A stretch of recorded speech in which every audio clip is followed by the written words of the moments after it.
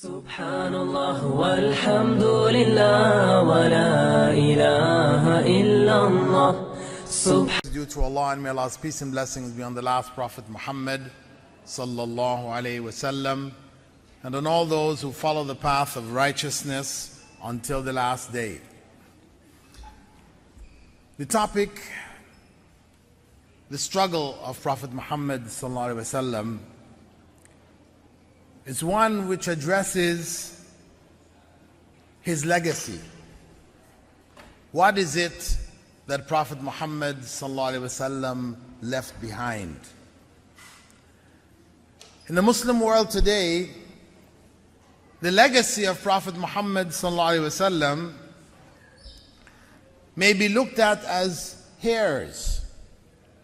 You will find some parts of the Muslim world where people claim to have a hair from the head or the beard of Prophet Muhammad sallallahu alaihi wasallam.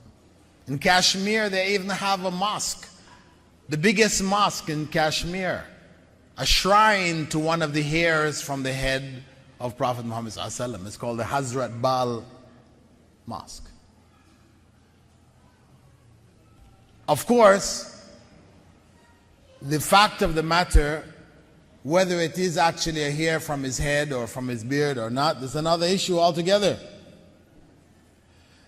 You will also find in different parts of the Muslim world the tooth which was knocked out of the Prophet ﷺ's mouth in the Battle of Uhud. One of his teeth was knocked out. And in Pakistan, they claim to have the tooth. In Morocco, they claim to have the tooth.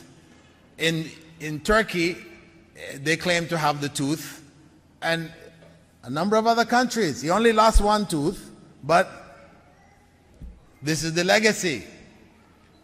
And you will also find his sandals in the Topkapi Museum in Istanbul. You'll also find the cloak that he wore, his sword, and a variety of other artifacts which are attached to Prophet Muhammad ﷺ. And people go there, and will rub the cases in which these artifacts are and rub it on themselves, believing that the barakah of these artifacts will be transferred to themselves. So the legacy in the minds of many ignorant Muslims is the artifacts and bits and pieces that were left behind, which people claim were from Prophet Muhammad sallallahu alaihi wasallam. However, none of these artifacts, not a single one of them, can be authentically attributed to Rasulullah sallallahu alaihi wasallam. None of them. Because we have a principle for verification of the authenticity of any Islamic principle, law, artifact, etc. That principle is the principle known as sanad. Meaning, if somebody says, I have the hair of Rasulullah sallallahu alaihi wasallam today, we say, okay, where did you get that hair from? I got it from so-and-so. Okay, where did he get it from? From so-and-so. Then you have to be able to trace all the way back to that person who got the comb of the Prophet ﷺ and took the hair out, the Sahabi. What was his name?